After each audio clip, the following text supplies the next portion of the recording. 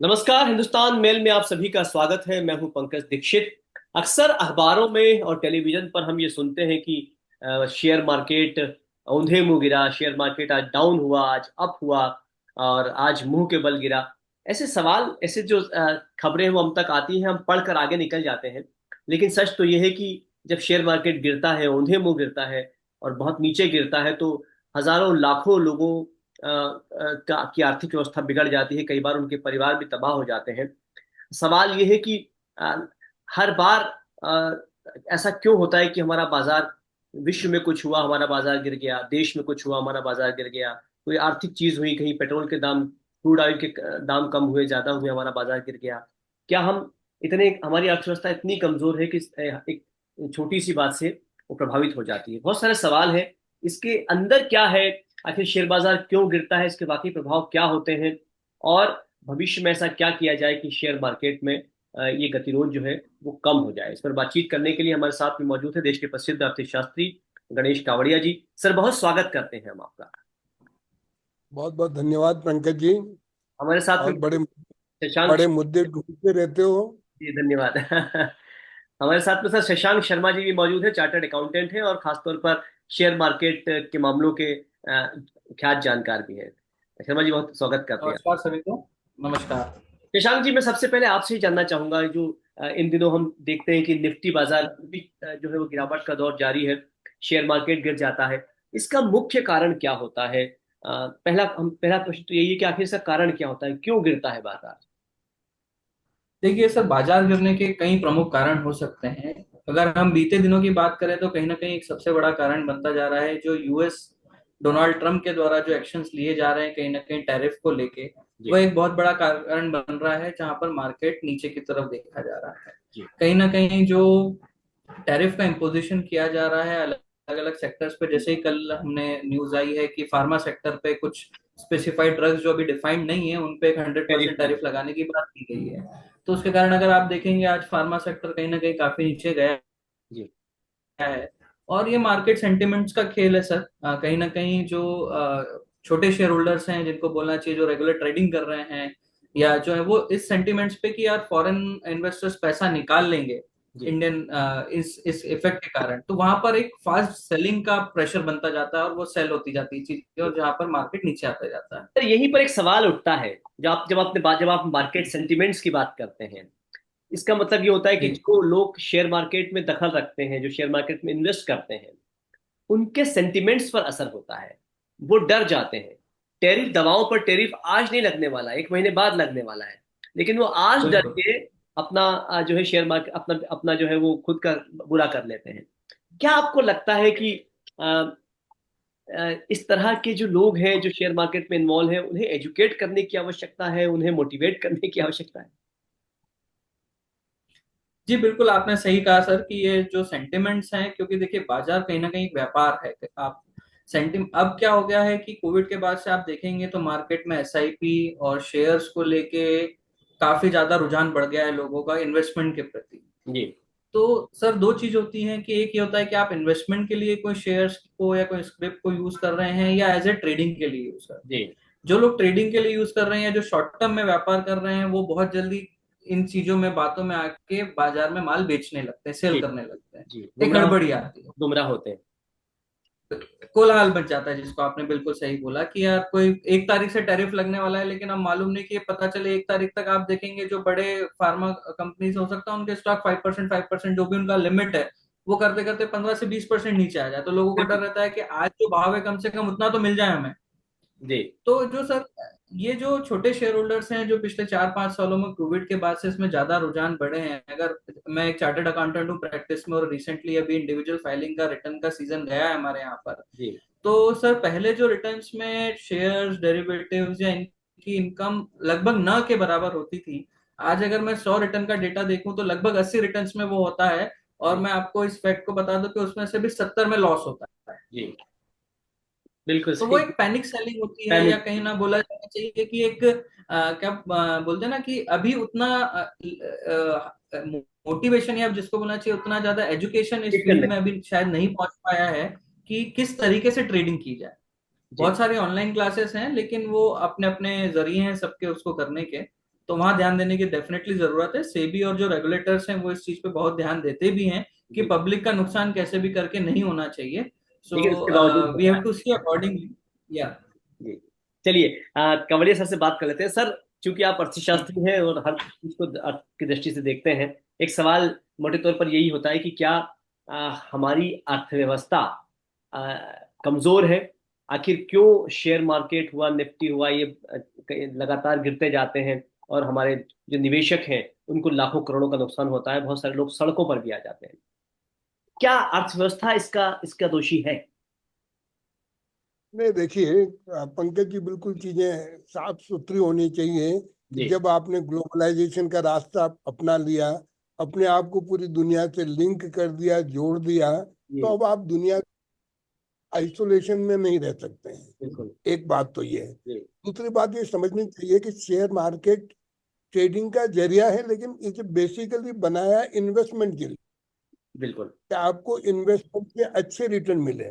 बिल्कुल। ये तत्काल प्रॉफिट कमाने का जरिया नहीं है। जी जो लोग इसको तत्काल प्रॉफिट अर्न करने का माध्यम मानते हैं वो अपने आप को मिसअंडरस्टैंड कर रहे हैं। जी अभी उन्होंने बहुत अच्छा बताया इनकम टैक्स के रिटर्न में कि हर व्यक्ति के इनकम टैक्स में एक कॉलम आ रहा है कि जी शेयर मार्केट में कितना प्रॉफिट और कितना लॉस लिया है, और ये कह रहे हैं कि 70% लॉस दिखाते हैं।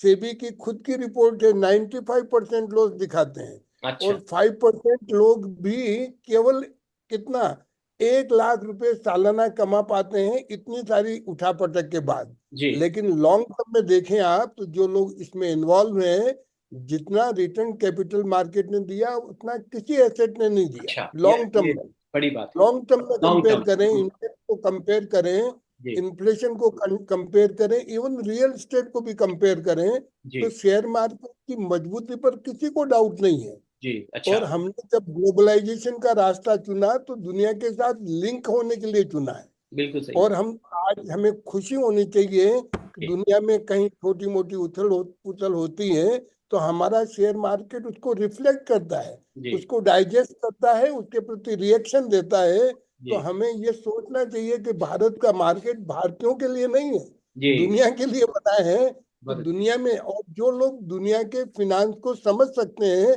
जी उन्हीं को इसकी ओर रुख करना चाहिए। बहुत जो अच्छी। दुनिया की ट्रेंड को नहीं समझे। अच्छा, आप बताइए कि शेयर मार्केट में आज किसी कंपनी का अगर शेयर बढ़ रहा है तो कोई जी आज की घटना से बढ़ रहा है क्या? बिल्कुल, वो पूरा कंपनी बैकग्राउंड है। आने वाले समय के बारे में क्या प्रिडिक्ट कर रही है, बिल्कुल। उसकी प्रिडिक्शन क्या है, उसके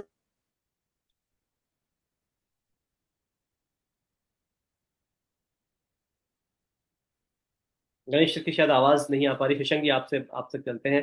जो सर कह रहे हैं कि जो डे ट्रेडिंग वाले हैं, बेसिकली शेयर बाजार जो है वो इन्वेस्टमेंट के लिए है, लेकिन जब आप डे ट्रेडिंग में उतरेंगे, हर दिन लाभ कमाने की सोचेंगे, तो आपको नुकसान होगा। ये सच है शशांक जी? लॉस को अगर मैं क्वांटिफाई करूं जी तो सर वो लॉस का क्वांटिफिकेशन है लगभग एफ एंड ओ सेगमेंट में है 75,000 करोड़ का लॉस उठाया है इंडिविजुअल इन्वेस्टर्स ने, रिटेल इन्वेस्टर्स ने। बिल्कुल सही पिछले कहा। एक साल का डाटा बता रहा हूं सर मैं आपको, और पिछले अगर 3 साल को अगर आप करेंगे तो लगभग 1,80,000 करोड़ का लॉस इंडिविजुअल रिटेल इन्वेस्टर्स ने एफ एंड ओ सेगमेंट में उठाया है। बिल्कुल सही, और इसीलिए वो एफएमओ के क्राइटेरिया को बदलना चाह रहे हैं। लेकिन जो ही जी एफएमओ को क्राइटेरिया को बदलने की बात कर रहे थे तो जितने भी ब्रोकरेज थे उनको तकलीफ होने लग गई। अब आप ये बताइए कि शेयर मार्केट आपने ब्रोकरेज के लिए बनाया कि इन्वेस्टर्स के लिए बनाया है यार? तो सेबी सेबी किसका ध्यान रखे, ब्रोकरेज वाला ध्यान रखे या इन्वेस्टर का ध्यान सर, रखे? क्या क्या होना चाहिए गणेश, कवड़े साहब, क्या होना चाहिए, कैसे काम किया जाना चाहिए? नहीं, बिल्कुल सीधा साधा उन्हीं व्यक्तियों, किसी भी प्रोफेशन में, आप जैसे आप जर्नलिज्म में आए हैं, जी तो जिनको जर्नलिज्म की समझ है उसी को आना चाहिए कि किसी को भी आ जाना चाहिए? लेकिन तो होता अक्सर ये, पहली बात ये, ऐसा हो जाता है, कई कई अलग तरह के लोग भी शामिल हो जाते हैं, ये हर हर विधा तो में होता फिर उनको तो फिर उनके घुटने टूटने के लिए पूरे तैयार रहने चाहिए। है। इसलिए पहला काम ये है कि शेयर मार्केट को, उसी व्यक्ति को शेयर मार्केट में एंटर करना चाहिए जो दुनिया की फिनांस को समझ सके, केवल भारत की नहीं। अब भारत 91 वाला भारत नहीं रहा है। ये भारत 2025 का भारत है, जिसको 2047 तक विकसित भारत बनना है। जी आज ये भारत चौथी बड़ी अर्थव्यवस्था है। तो उन व्यक्तियों को शेयर मार्केट में एंटर करना चाहिए जो दुनिया की फिनांस की प्रवृत्तियों को समझ सके, जी, और बिना बिना एडवाइजर के भी नहीं एंटर होना चाहिए। बहुत अच्छी बात आप आप कह रहे थोड़ी हैं। जी, बहुत आप थोड़ी बहुत दवा जानते हो तो थोड़ी इसका मतलब मेडिकल ट्रीटमेंट आप खुद करने जाओगे। क्या मेडिकल क्या क्या ट्रीटमेंट के इसका, लिए कौड़े जी, क्या इसका एक तरीका होना चाहिए कि जब हम, मान लीजिए मैं एक नए शेयर मार्केट में आना चाहता हूँ, नया नया जो इन्वेस्टर हूँ, और मैं जब शेयर मार्केट का फॉर्म भरता हूँ, तब उस वक्त एक एडवाइजरी होनी चाहिए, एक पक्की। क्वेश्चन क्वेश्चन पेपर होना चाहिए कि भाई आप ये जानते हैं तो आप आ सकते हैं, वरना नहीं आ सकते। नहीं नहीं, जी, शुरुआत किसी न किसी के एडवाइजर के साथ करनी चाहिए, बिल्कुल अच्छी बात कह रहे हैं, है बहुत ना। अच्छी बात कह अब ये चार्टर्ड अकाउंटेंट का बिजनेस केवल रिटर्न भरने का नहीं है, आपकी फिनेंशियल रहे हैं। आपको एडवाइजर हैं। एडवाइजर के रूप में, जब तक आप उनकी, आप बाकी चीजों के लिए तो दुनिया से एडवाइस लेते हो, फिनांस के लिए एडवाइस क्यों नहीं लेते हो? जो जो सबसे अपने आप को महत्वपूर्ण है। तो finance का- भाई एक दिन आपने किसी शेयर को ऊपर चढ़ते हुए देख लिया हो तो आप खुश हो जाओ कि यार ये बहुत अच्छा एंट्री हो जाओ, ऐसे थोड़ी होता है क्या? जी, बहुत अच्छी इसे बात कर रहे इन्वेस्टमेंट। हैं जी। और कवड़े जी, आप जो कह रहे हैं वो शशांक जी, सीए सीए के लिए बड़ी महत्वपूर्ण है। हर सीए का इतना प्रोफेशन में जो इजाफा होने वाला है, जो कि सर जो कह रहे हैं कि बिल्कुल। आप एडवाइजरी लीजिए। देखिए शशांक बिल्कुल जी। सही बात है। और अभी जो मुझे देखिए, जो और जो नए लोग आ रहे हैं मुझसे भी, जो जूनियर हैं, वो लोग इस चीज को ही एक नया प्रोफेशन का स्किल सेट बना रहे हैं, जी जिसको हम बोलते हैं कैपिटल मार्केट एडवाइजर या पोर्टफोलियो मैनेजमेंट जी सर्विसेज। जी, जहां पर प्रॉपर सीएज और एमबीए फाइनेंस जो अच्छे इंस्टीट्यूशन से पास आउट्स हैं, वो इस चीज को डेवलप कर रहे हैं और अच्छे पोर्टफोलियो और अच्छे टिकट साइज मैनेज कर रहे हैं और अच्छा लोगों को रिस्पॉन्स भी दे पा रहे हैं इसी जगह जी के जी। कारण पे।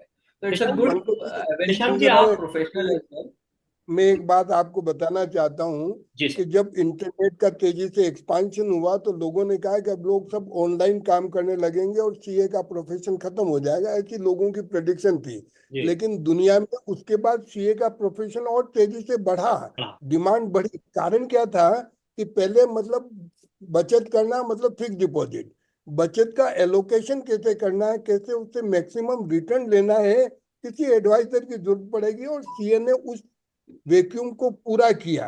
बिल्कुल अच्छी आज बात है। इन डेवलप्ड कंट्रीज में भी आप देखेंगे तो हर जगह हर व्यक्ति ने अपने फिनेंशियल एडवाइजर लगा रखे हैं। और बिल्कुल, फिनेंशियल एडवाइजर आपसे लेता कुछ नहीं, वो कहता है कि आप अर्न करो, उसका कमीशन दो उसका मेरे को। कमीशन दे दीजिए आप, सही बात है, हाँ, बहुत अच्छी बात अर्न, अगर अर्न नहीं कर रहे हो तो मैं कुछ नहीं, आपकी बचत आपके पास है, आपका पोर्टफोलियो में नुकसान में नहीं जा रहा है, है। जी, लेकिन रिटर्न को तो देना पड़ेगा ना, रिटर्न का कमीशन। तो बिल्कुल। बहुत वैक्यूम यानी फाइनेंशियल सेक्टर, आप बहुत अच्छी बात कर फाइनेंशियल। रहे हैं सर, यानी कि लोगों को समझ की कमी है, लोगों को समझने की हाँ, आवश्यकता है कि भाई आप यदि शेयर मार्केट में आ रहे हैं तो आपको ये चीजें तो करनी पड़ेंगी। शशांक जी, अ, आपका अनुभव मैं जानना चाहता हूँ, क्योंकि आप एडवाइजर की तरह भी काम करते हैं, कई क्लाइंट्स हैं जिनको आप फाइनेंसिंग एडवाइजिंग करते हैं।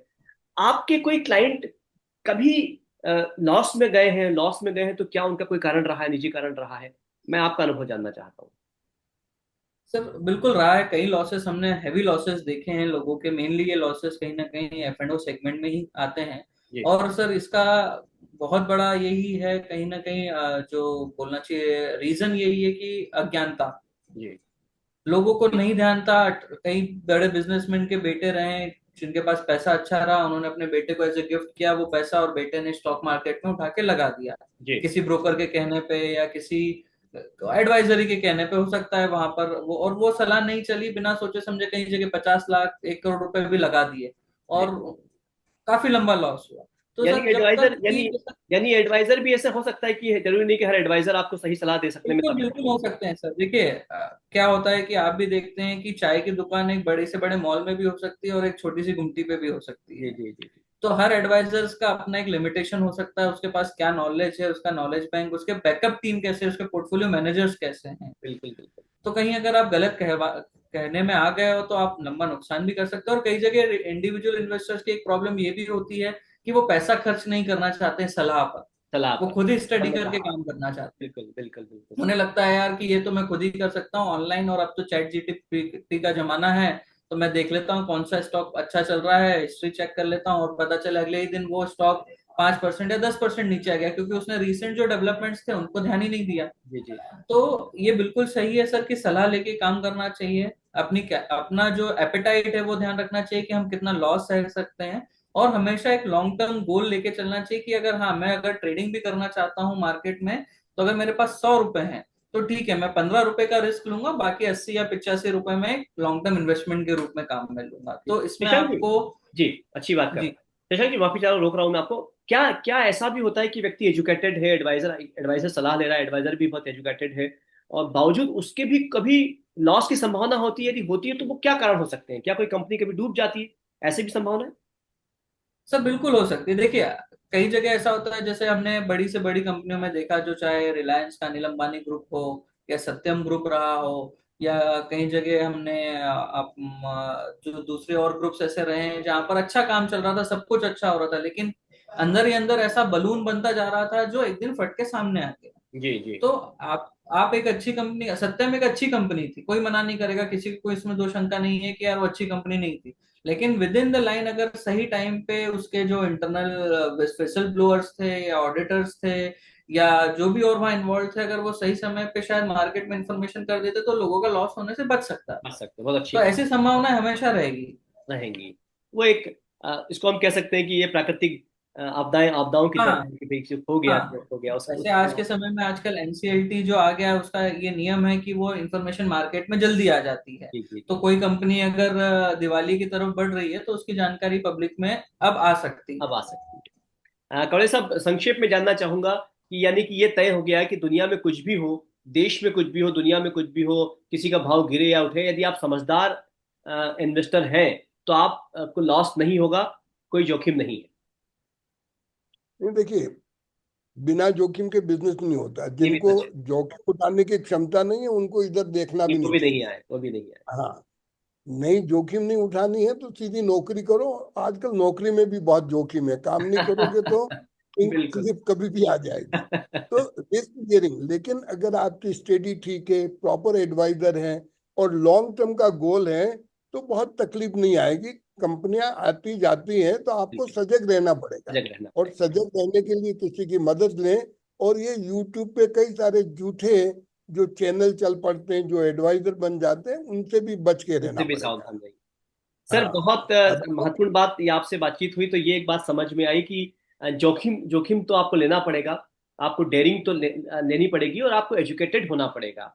और आप तब बाजार में आएंगे तो लॉस की संभावनाएं नगण्य हो जाएंगी, और तब भी होती हैं, लेकिन वो बहुत एक्सेप्शनल केसेस में होती हैं। महत्वपूर्ण ये है कि आप एडवाइजर की सलाह लें, शेयर मार्केट में आना चाहते हैं, आप खुद एजुकेटेड हो, और रिस्क कितनी लेनी है कितनी नहीं लेनी है इस बात का भी समझ आपको होना चाहिए। बहुत सारा धन्यवाद कवड़िया जी और शशांक जी हमसे बातचीत करने के लिए। आप देखते रहिए हिंदुस्तान में। नमस्कार।